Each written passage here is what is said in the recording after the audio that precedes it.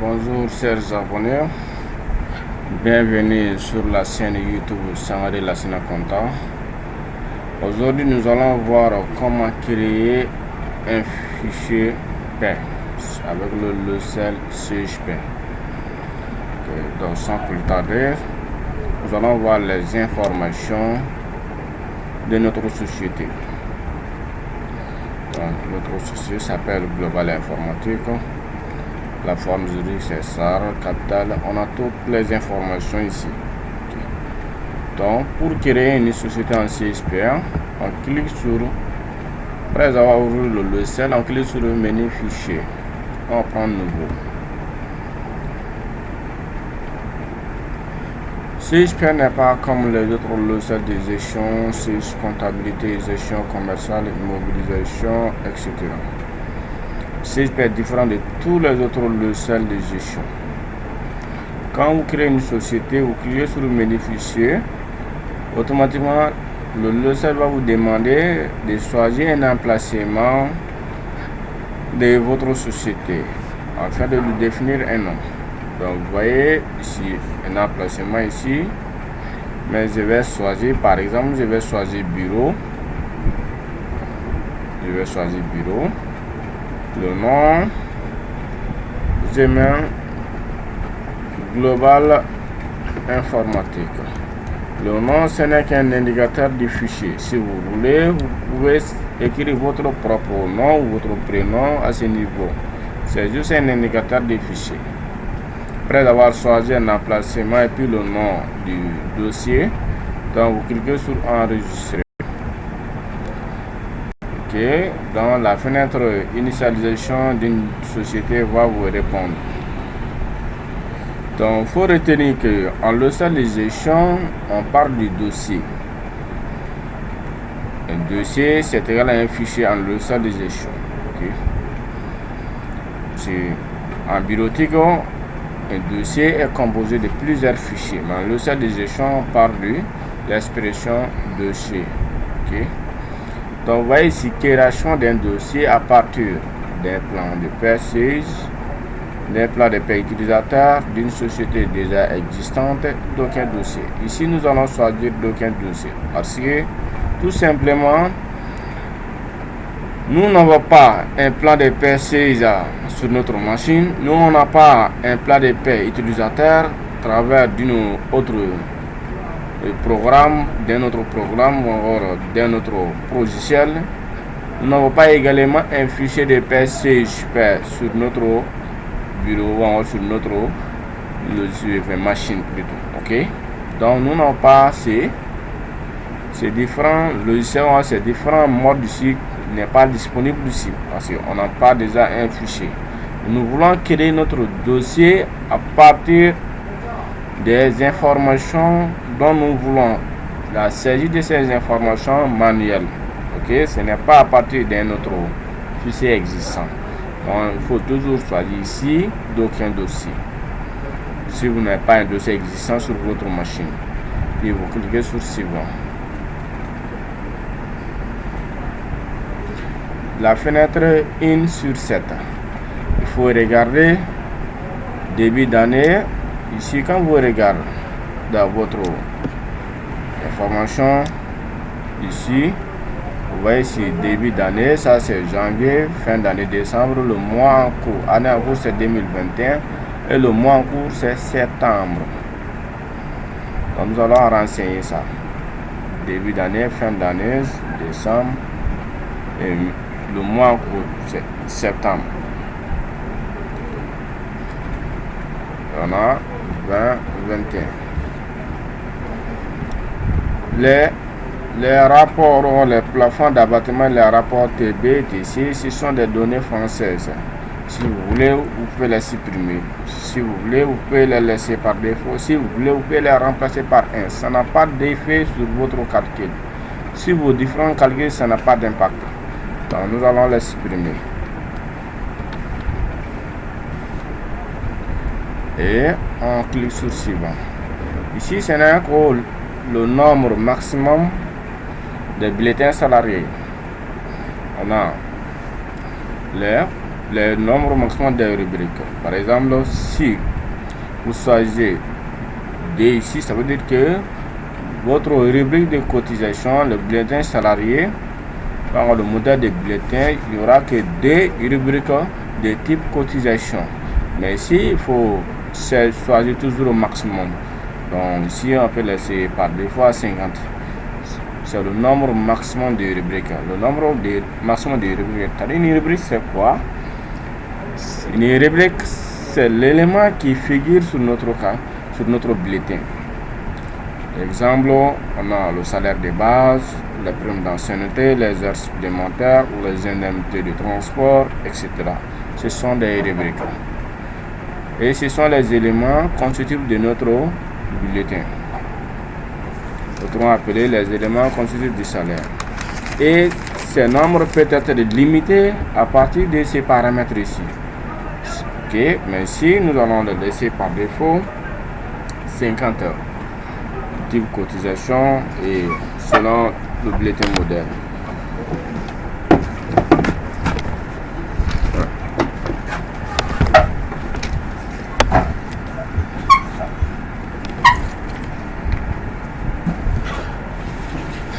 Après, il y a acompte. Paiement, acompte. Donc ici, nous pouvons ajouter des acomptes ici, comme aussi il y a l'acompte 3 qu'on n'a pas chez nous, on peut supprimer. Ok. Et le type de bulletin par défaut. Vous voyez, on a par défaut ici, on peut prendre ici 91 12 22 42 comme il existe dans notre information, comme vous voyez ici. Le type de bulletin assez nouveau. Bon, vous voyez ça. Okay.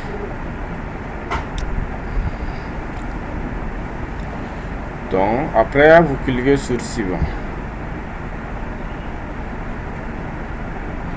Ici, c'est le format. Sur le code de département, parce que dans fichier, nous avons besoin également d'un autre paramètre qui sera basé sur la création des organisations. Et ces organisations, on a les départements, on a les services, les catégories, ainsi que les salariés proprement dit. Et ces éléments sont basés sur des codifications, parce qu'à chaque élément il y a un code. Donc la codification peut être alphabétique, ça peut être numérique, ça peut être alphanumérique. Donc quand vous vérifiez ici en bas, vous voyez ici et c'est égal à entier numérique. Donc au lieu de A au niveau des départements, si on met et ça veut dire quoi? On ne peut utiliser que des entiers numériques, les chiffres. Et si on met A, ça veut dire qu'on ne peut utiliser que les alphanumériques. Donc ça veut dire qu'on peut utiliser les chiffres, on peut utiliser également les lettres. Alphabétique plus numérique, c'est égal à alphanumérique. Mais si on met L, si on met L, ça veut dire qu'on ne peut utiliser que les lettres ici. Donc dans ce cas, nous allons laisser alphanumérique. Ok, on va partir maintenant à, on peut laisser à 3, on peut s'arrêter à 3 caractères au lieu de 4. On va mettre 3 caractères. Les unités aussi, on met 3 caractères. Les services, on met 3 caractères, c'est le même élément. Mais catégories aussi, on met à 3 caractères. Mais au niveau des catégories, on peut mettre alphanumérique, mais si on vient, on laisse à numérique. Ok, établissement, on met à 3 caractères. Salarié, au niveau des salariés, on peut mettre AA. Mais il faut bien regarder, il y a une rotation automatique des matricules, les matricules des salariés. On peut cocher. Ok, mais si vous mettez AA, vous allez constater quelque chose. vous allez voir, la numérotation sera automatiquement désactivée. Parce que chaque entreprise peut avoir sa manière de numérotation ou de codification des numéros matricules. Donc, on peut augmenter le nombre de caractères à 8 caractères. Après, il y a la modélisation comptable. Donc ici, on peut limiter à les numéros de compte à 6 caractères, comme le 6 quoi précise.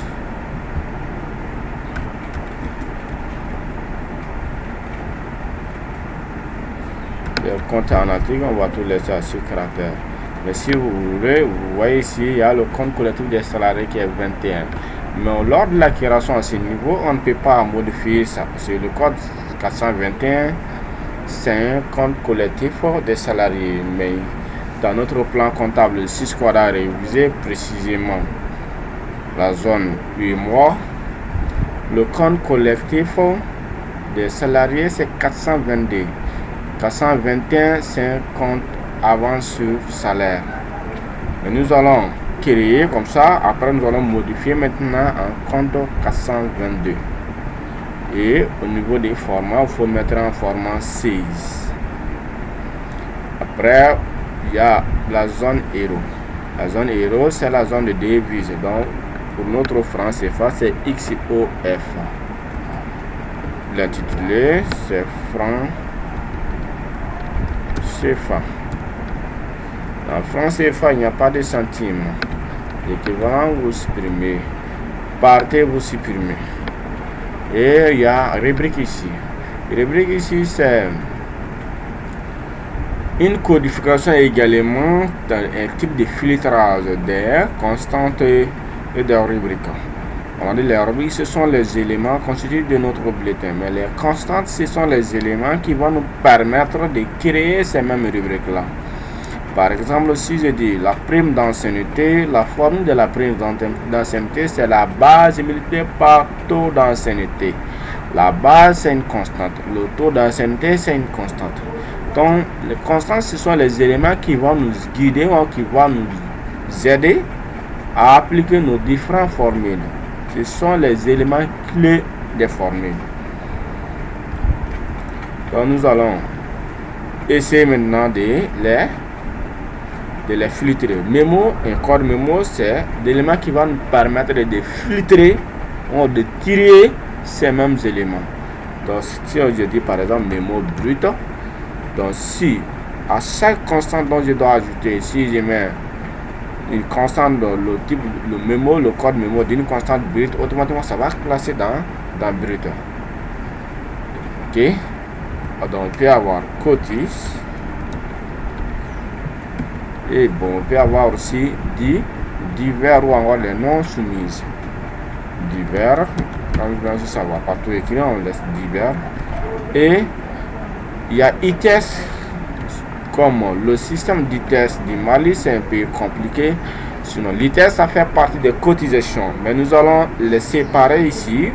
Pourquoi? Parce que si on les sépare à ce niveau, si on fait une erreur facilement, on peut vérifier au niveau de l'ITES sur l'erreur, on peut retrouver facilement l'erreur. Sinon, vous pouvez ajouter au niveau des cotisations. Ça fait partie des cotisations. Et après, au niveau des rubriques, nous allons créer les rubriques de type brut, de type cotis, puis divers.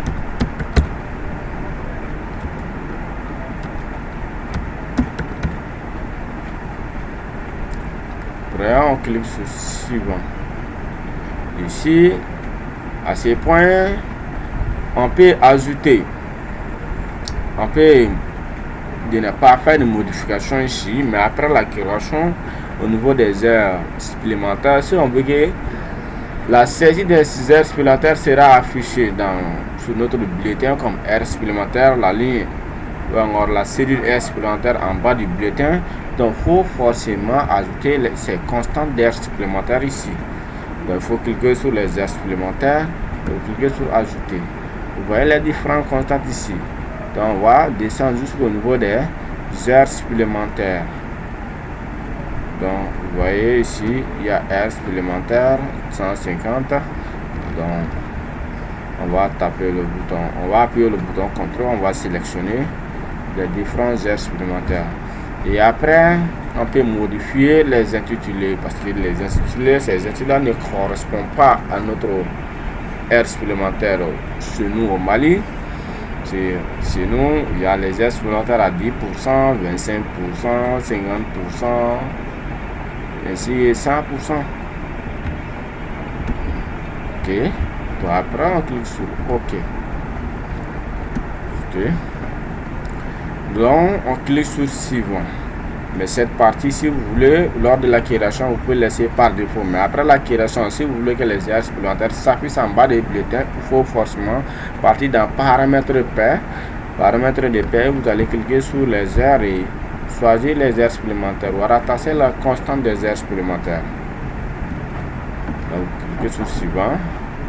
Et puis, vous cliquez sur suivant encore. Ici, mois de clôture de congé. Bon. Au Mali, dans la réalité des entreprises maliennes, chaque moment on peut partir en congé.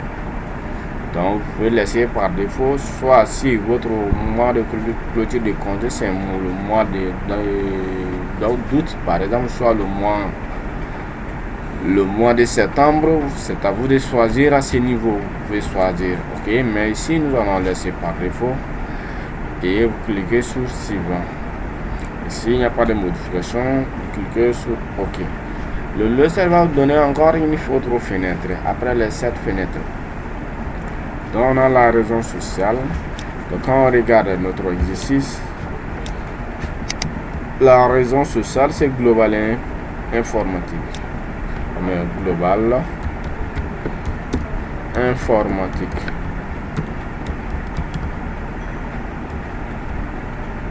Adresse c'est Badalabougou.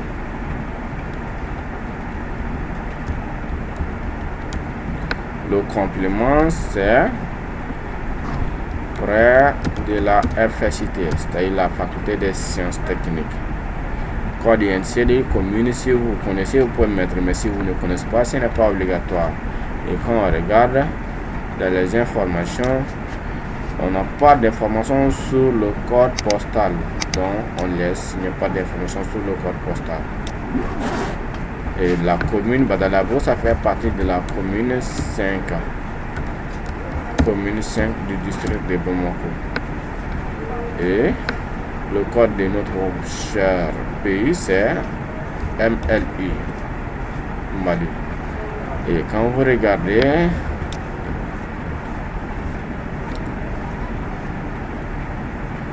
on a numéro de téléphone. Vous voyez ici, le numéro de téléphone n'est pas renseigné parce que ça peut changer à tout moment. À ce niveau, vous allez prendre votre propre numéro en tant que comptable et vous mettez au niveau de téléphone 2, vous pouvez mettre le numéro de bureau. Soit vous mettez, c'est vice versa, soit vous mettez le numéro de bureau en première position, 20, 21, 22, 23. Et en deuxième position, vous mettez votre propre numéro. 90 70 08 09. La forme juridique. La forme juridique c'est ça. Effectif au 31-12. Quand vous regardez effectif au 31-12, je crois c'est 4. Vous voyez ici, c'est 4. Donc vous mettez 4 ici. Le capital c'est 1 million. Et après, vous cliquez sur OK. Et ça va demander d'importer DSU. C'est une norme internationale pour le traitement des salaires. Mais nous, on n'a pas utilisé cette norme-là, DSU, Déclaration annuelle des droits des salariés universels. Donc, vous cliquez sur OK. Et ici, vous cliquez sur Suivant. À ce point, au Mali, ce n'est pas 151 qui est la durée mensuelle collective du travail dans une société. Chez nous, c'est 173,33. Ok, et vous cliquez sur Suivant. Ici, le nombre de jours de congé acquis par mois. Donc selon le code du travail malien, c'est 2,5. Donc par défaut, on laisse ça. Et ce qu'on doit faire par jour, le nombre d'heures par jour. Ici, c'est, au Mali, c'est 8 heures par jour. La valeur faciale d'un titre restaurant, si ça applique sur notre cas, donc on va renseigner mon cas où ça n'applique pas. Donc on laisse et on clique sur terminer. Donc voilà, vous savez maintenant comment créer un fichier pair avec le logiciel Sage Pair, la version génération I17. Donc je vous remercie pour votre aimable attention. Bonne journée et bon après-midi. Ciao.